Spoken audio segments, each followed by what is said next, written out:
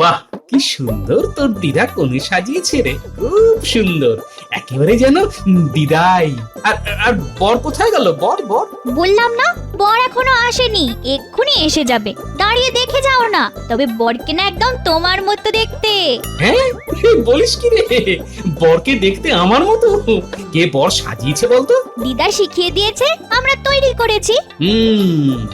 তা তোর দিদার বোধহয় আবার আমাকে বিয়ে করার শখ হয়েছে।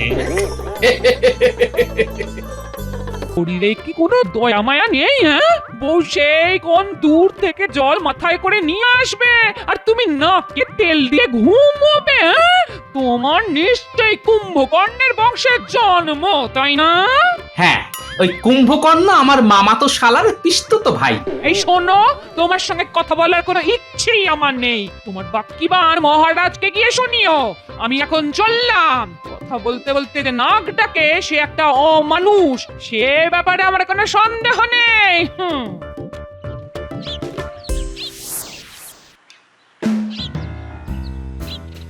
কি গো গোপালের গিন্নি, আজ এত দেরি হলো? আর বলো না গো, ঘরে কুম্ভকর্ণকে রেখে কি আর বার হওয়া যায়? হ্যাঁ, সে কি নাক ডাকারে বাবা, সিংহ শুনলে ভয় পেয়ে যাবে। হ্যাঁ, সকালের দিকে তো কাক পক্ষী ভুল করেও আমাদের বাড়ির আশপাশ এড়িয়ে যায়। হ্যাঁ, কি ঘুম কি ঘুম। জল আনতে যাচ্ছ? আমিও যাচ্ছি। চলো চলো চলো, একসঙ্গে যাই। আজ বড্ড দেরি হয়ে গেল। আসলে বাপের বাড়ি থেকে অনেক লোক এসেছে, তাদের সকালের খাওয়া খাইয়া এখন সময় পেলাম জল আনার। চলো চলো চলো, আজ খুব দেরি হয়ে গেল গো। হ্যাঁ রে, তোর খোপায় ওটা কি রে? কে দিল রে? নিশ্চয়ই হারান। তোকে লাগছেও খুব সুন্দর দেখতে, অত সুন্দর চুলে মানাবে না। ও গোপালের গিন্নি, এবার তোমার কর্তাকে বলো একটার উপর কাঁটা দিতে, মানাবে খুব। আমার কথা তো বিয়ের পর থেকে আমার দিকে ফিরেও তাকান, আর তিনি দেবেন রূপর কাঁটা। হ্যাঁ? কি বলবো আর তোমাদের, ওরকম হাড় কেটে লোক আমি জীবনে দুটো দেখিনি বাবা। হ্যাঁ,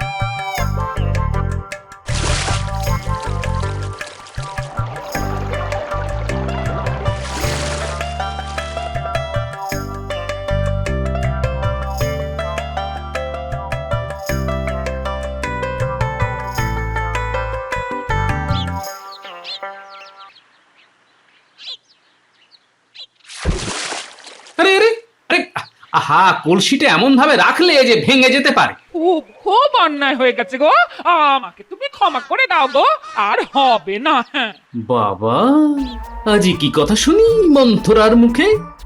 এই রোদে জল নিয়ে এসে কোথায় মুখ ঝামটা মারবে তা নয়, উল্টে মিষ্টি করে কথা বলছে।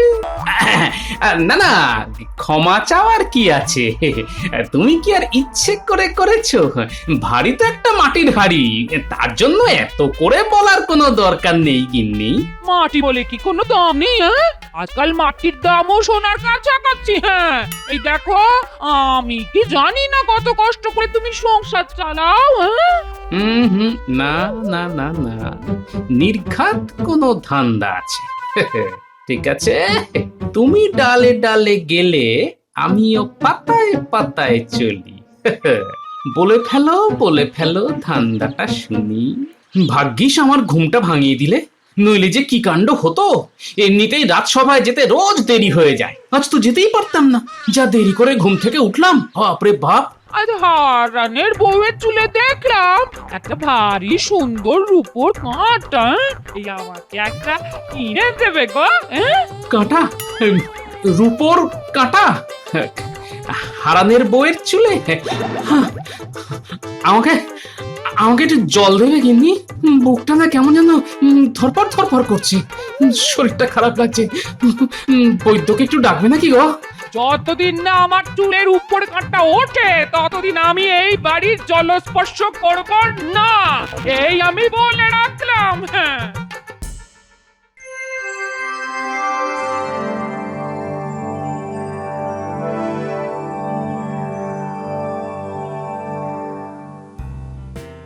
আজ গোপালকে এত শুকনো শুকনো লাগছে কেন?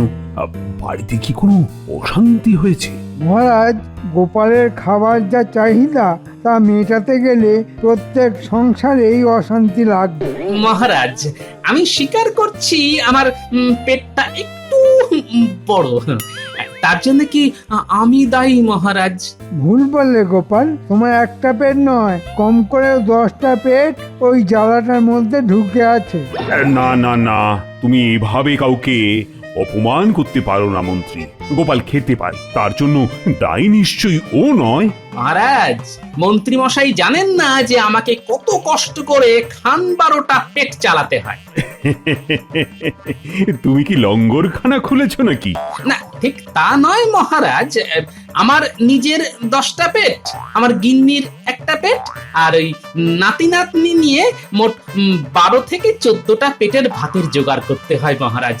কি করে করি তা কেউ কল্পনাতেও আনতে পারবে না মহারাজ। তুমি কটা পেট চালাও তা জেনে মহারাজের কি লাভ? হ্যাঁ, তুমি কি মহারাজের কাছে তোমার মাসোহারা বাড়াতে আর্জি জানাচ্ছ নাকি? করতেই হবে না। অন্তত মহারাজকে আমি অনুরোধ করব তিনি যেন তোমার ওই আর্জি মেনে না নেন। আপনি যে মুখ দেখেই মনের কথা বুঝতে শিখেছেন তা জেনে খুবই পুলকিত হলাম। মহারাজের যদি মন্ত্রীকে এখন থেকে বাইরে একটা বসার জায়গা করে দেন, তাহলে ওই মানুষের ভাগ্য গণনা করে ওনার একটু বাড়তি রোজগার হয় মহারাজ। আর অন্য পথে রোজগারের কথা ভাবতে হবে না। মহারাজকে আমি কিছুতেই গোপালের ফাঁদে পড়তে দিতে পারি না। মহারাজ গোপালকে এই সাহায্য করলে আমি কিন্তু আর রাজসভায় আসবো না। মন্ত্রিত্ব ছেড়ে দিতেও আমি রাজি আছি। না না গোপাল, দেখছো তো রাজসভায় তোমায় নিয়ে কেমন তর্ক হচ্ছে, আর আমি রাজা হয়ে এই বিতর্কের মধ্যে মোটেই থাকতে চাই না। আপনার অবস্থা আমি বুঝতে পারছি মহারাজ। আমার সমস্যাটা দেখি কি করে সমাধান করি। তবে আপনাকে এর মধ্যে আমি আর জড়াবো না, এই কথা দিলাম আপনাকে মহারাজ। দেখো গোপাল, তোমাকে আমি খুব ভালোবাসি, তাই খালি হাতে তোমায় ফিরিয়ে দেব না, কিন্তু সেটা ধারও নয়, দানও নয়। বুদ্ধি করে যদি আমার কাছ থেকে মোহর জোগাড় করতে পারো তো আমি বুঝবো তোমার এলেম আছে। মোহর তখন আমি তোমাকে দেব স্বেচ্ছায়, হাসতে হাসতে। সবই আমার কপাল, শেষ পর্যন্ত মহারাজকে ঠকিয়ে উপার্জন করতে হবে আমার।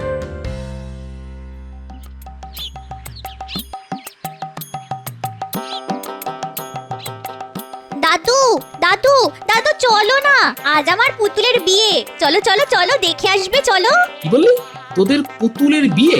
তা বর এসে গেছে? না, এখনো আসেনি, একটু পরেই আসবে। চলো না, দেখে আসবে। হ্যাঁ হ্যাঁ, চল চল চল চল চল। তা কোণে কে সাজালো? দিদা কি সুন্দর সাজিয়েছে, তা চোখে না দেখলে বিশ্বাসই করতে পারবে না।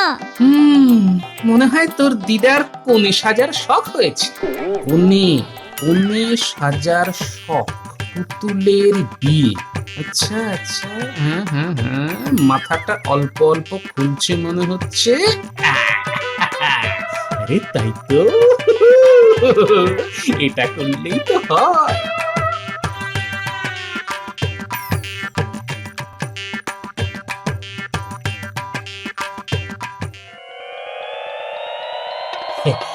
বাহ, কি সুন্দর তোর দিদা কোণে সাজিয়েছে রে, খুব সুন্দর, একেবারে যেন দিদাই।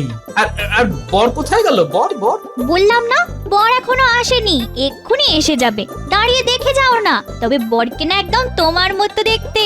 হ্যাঁ, বলিস কি রে? বরকে দেখতে আমার মতো? কে বর সাজিয়েছে বলতো? দিদা শিখিয়ে দিয়েছে, আমরা তৈরি করেছি। তা তোর দিদার বোধহয় আবার আমাকে বিয়ে করার শখ হয়েছে।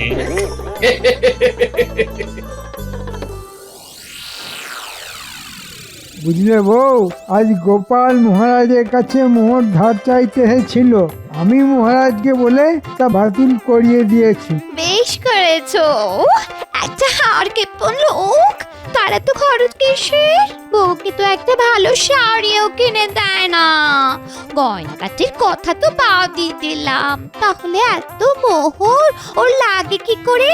কে জানে, এতগুলো প্রশ্ন নিয়ে এখন আর খেলা সামলাতে পারছে না, এই আর কি। আমার তো মনে হয় নিশ্চয়ই আর একটা সংসার আছে, না হলে এত মোহর ওর কোন কাজে লাগে? তা ঠিক কথাই বলেছ। দেখতে হবে ওর আলাদা কোনো সংসার আছে কিনা।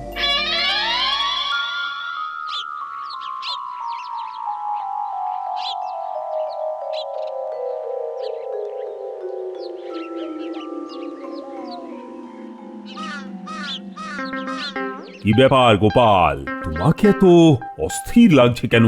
হবে না, বুদ্ধি লড়াই লড়তে গেছে আপনার সঙ্গে, আমি থাকতে পেরে উঠবেন না, তাই এত অস্থির হয়ে আছে। হ্যাঁ, তাই নাকি গোপাল? তা তোমার এত বুদ্ধি, আমার সঙ্গে না হয় নাই বা পারলে, তাতে কি যায় আসে? আগে আপনার সঙ্গে বুদ্ধিতে আমি কখনোই পারবো না, বিশেষ করে মন্ত্রী মশাই যতক্ষণ আপনার পাশে আছেন সেটা আমি জানি।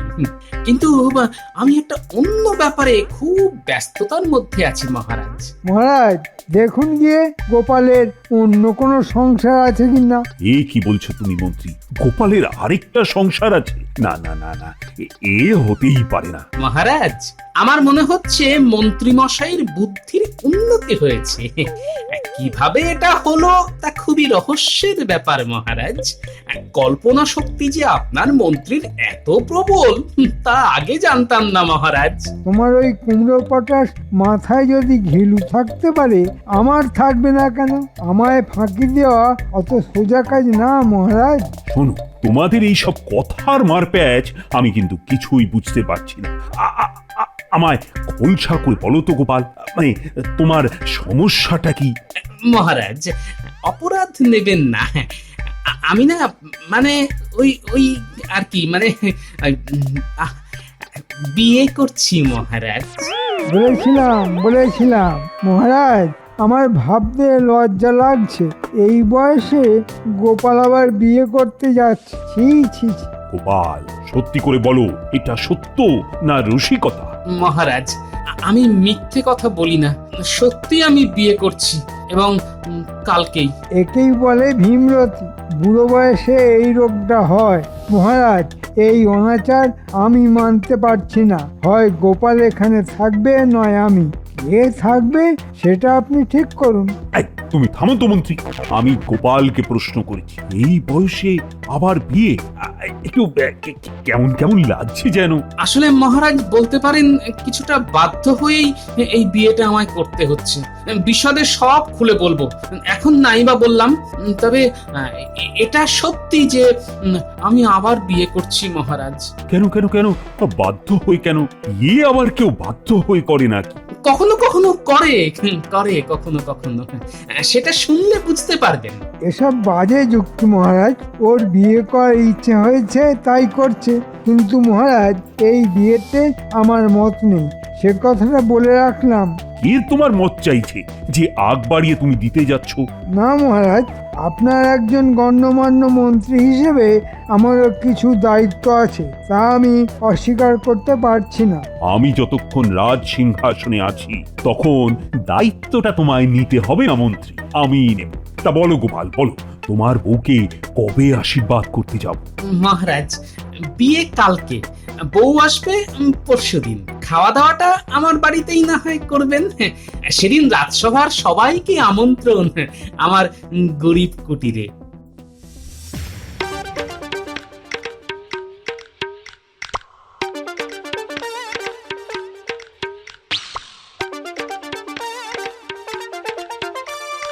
আরে গোপাল যে, শোনো শোনো শোনো, এদিকে এসো এদিকে এসো। শোনো, মাছ কিনতে গেলে না আমার কাছ থেকেই কিনতে হবে, বুঝছো? এখন লগনসার সময় তো মাছের যা দাম তুমি কুলোতে পারবে না, আরে আমার কাছ থেকে নিলে সস্তায় টাটকা মাছ পাবে। হ্যাঁ বুঝছো কিনা? তো কত কত মাছ লাগবে তোমার? কত? অনেক অনেক, তোমার কাছে যত মাছ আছে তা তো নেবই, দরকার পড়লে অন্য দোকান থেকেও নেব। আমার চাইতে ভালো মাছ এখানে কেউ দিতে পারবে না, বুঝছো কিনা? আর সস্তাতে তো নয়। দাও দাও দাও, যত পারো মাছ দাও, ভালো দেখে দেবে কিন্তু, নইলে বুঝতেই পারছো কি হবে। তার পাচ্ছি না, মহারাজকে বলে দেবে, এই তো। তা গোপাল, এত যে মাছ দিচ্ছ, দাম দিতে পারবে তো? আমি আমি দাম দেবো কেন? দাম তো দেবে মহারাজ, মহারাজের কথাতেই তো মাছ নিতে আসা। ও তাই বলো? আচ্ছা তাহলে নাও নাও নাও, কত মাছ নেবে নাও। দাঁড়াও দাঁড়াও দাঁড়াও দাঁড়াও দাঁড়াও দাঁড়াও, আমি আমি আমি আমি আমি বেছে বেছে ভালো মাছ দিচ্ছি। মহারাজ বলে কথা, বুঝেছো কিনা? ভালো না দিলে তো শুলে চড়তে হবে। হ্যাঁ, সেটা মাথায় রেখো কিন্তু। কি হলো?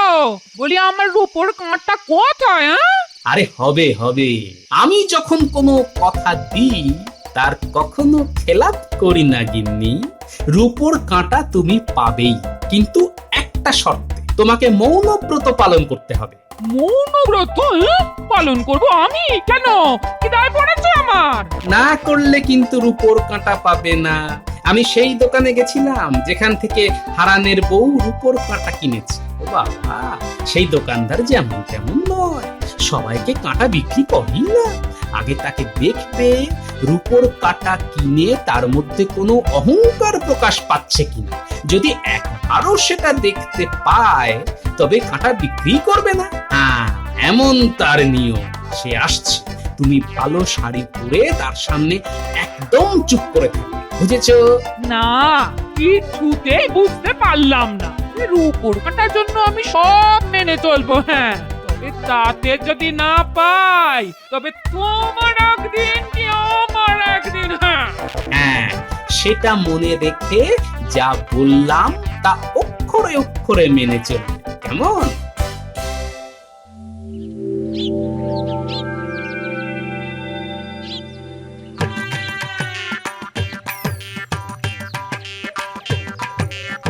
এই সন্তরা, আজ দিদা মৌনব্রত পালন করবে। তোরা একটা কাজ কর, দুটো কলা গাছ আর ঘট এনে বাড়ির সামনে লাগিয়ে রাখ। ওটা দিলে দিদার পুণ্যি হবে। এই গুলটে ন্যাপলা, যা তাড়াতাড়ি দুটো কলা গাছ এনে ঘট সাজিয়ে বাড়ির বাইরে রেখে দে তো।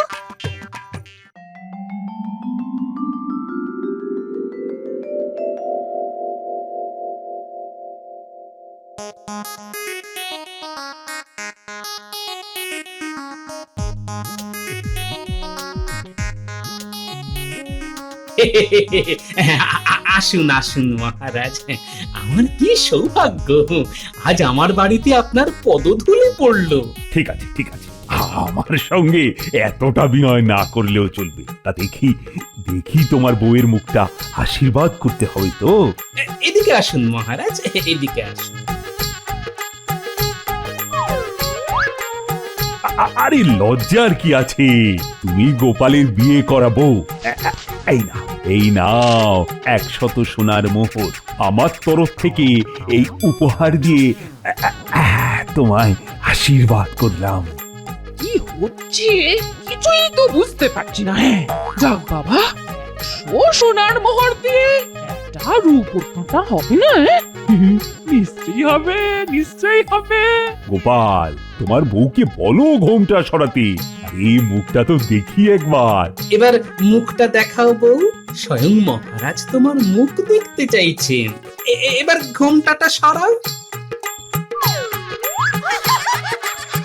এ কি গোপাল, এ তো তোমার পুরনো বউ, কিন্তু তুমি যে বললে আবার বিয়ে করেছো।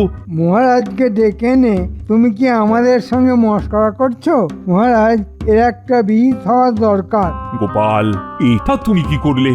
আরে লজ্জায় যে আমার মাথাটা হেঁট হয়ে গেল। কেন মহারাজ, আপনার মাথা হেঁট হবে কেন? আমি তো আপনাকে বলেছিলাম আমি বিয়ে করছি।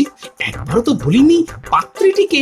আপনিই বলেছিলেন বুদ্ধিতে আপনাকে পরাজিত করতে পারলে আমার প্রয়োজনের তুলনায় বেশি মোহর পাবো।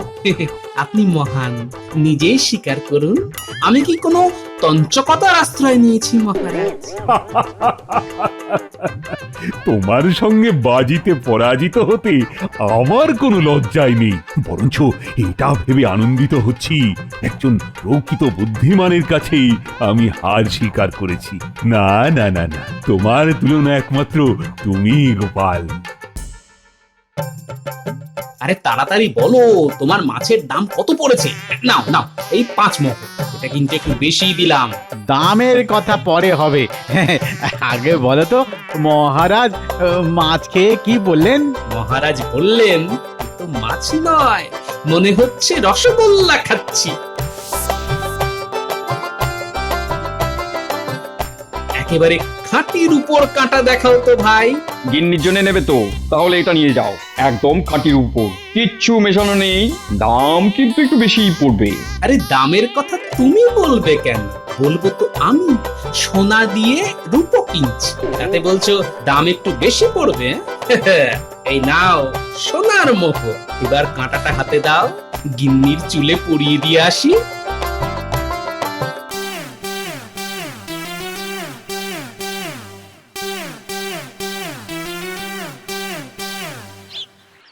গিন্নি, অগিন্নি, অগিন্নি বলি গেলে কোথায়? এই দেখো দেখো কি এনেছি দেখো। দাদু এসে পড়েছে, তুমি দাদুর দিক থেকে মুখ ঘুরিয়ে বসো, আমরা দরজার আড়ালে লুকিয়ে আছি। তোমার জন্য দেখো রূপোর কাঁটা নিয়ে এসেছি, তুলে দেবে না? ও, তোমার ইচ্ছে হয়েছে আমি পরিয়ে দিই, তা দেবো না কেন?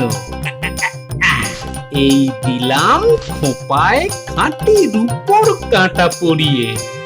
দাদু আমরাও আছি। এই দেখো না, আমরা দুটো মালা নিয়ে এসেছি। এবার দিদা তুমি দাদুর দিকে তাকাও, আর দাদু তোমার দিকে। এই নাও মালা, দুজন দুজনকে পরিয়ে দাও। শুভ দৃষ্টি থেকে মালা বদল সব করতে হবে। রূপোর কাঁটা দিয়ে দাদু দিদার বিয়ে। দাদু বলল বুড়ি আমার মুখ পুরি, দিদা বলল বর তুমি কি আমার পর?